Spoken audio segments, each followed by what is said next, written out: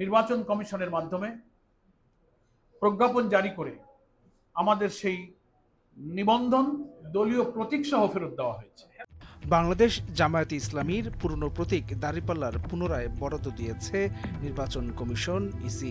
এছাড়া তাদের নিবন্ধনও পুনর্বহাল করা হয়েছে।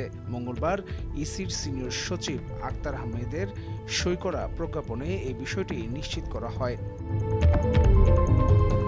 প্রজ্ঞাপনে বলা হয়েছে, আদালতের আদেশের পরিপ্রেক্ষিতে বাংলাদেশ জামায়াতে ইসলামী নামীয় দলের নিবন্ধন বাতিলের বিষয়ে নির্বাচন কমিশন কর্তৃক প্রকাশিত 2018 সালের 28 অক্টোবরের প্রজ্ঞাপনটি বাতিল করে দলের নিবন্ধন দলীয় প্রতীকসহ পুনর্বহাল করা হলো।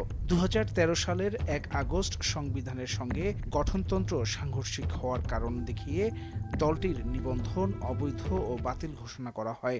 যে 2018 সালের 28 অক্টোবর আদালতের মাধ্যমে আমাদের এই অধিকারকে কেড়ে নেওয়া হয়েছিল।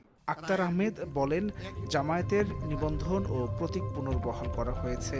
এর অর্থ দলটি আবার নির্বাচন করার সুযোগ পেল।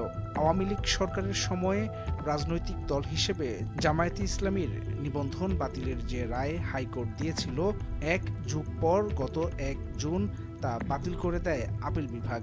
সর্বোচ্চ আদালত আদেশে বলেছিলেন, সাংবিধানিক প্রতিষ্ঠান হিসেবে এখন নির্বাচন কমিশন জামায়াতে ইসলামীর নিবন্ধন ও প্রতীকের বিষয়ে পরবর্তী পদক্ষেপ নেবে। বহু রক্তের বিনিময়ে অর্জিত নতুন বাংলাদেশ গড়ার স্বপ্ন যেন বৃথা না যায়। আদালতের আদেশের পর জামায়াতের নিবন্ধন ও দাঁড়িপাল্লা প্রতীক ফেরত দেওয়ার বিষয়ে কোরবানির ঈদের আগে 4 জুন কমিশন সভায় সিদ্ধান্ত নেয় ইসি।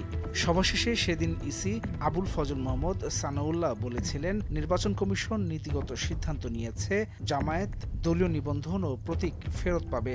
তবে দলীয় প্রতীকটি ফেরতের ক্ষেত্রে দাপ্তরিক প্রক্রিয়া শেষ করতে সময় লাগবে। এর 3 সপ্তাহের মাথায় প্রজ্ঞাপন প্রকাশ করল ইসি সচিবালয়।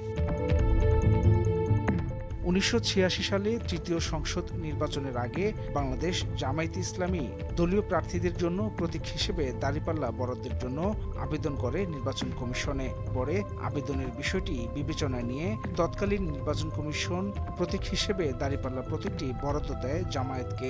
এরপরে দলীয় প্রতীক দাঁড়িপাল্লা নিয়ে পরপর আরও 5টি সংসদীয় নির্বাচনে অংশ নেয় জামায়াত।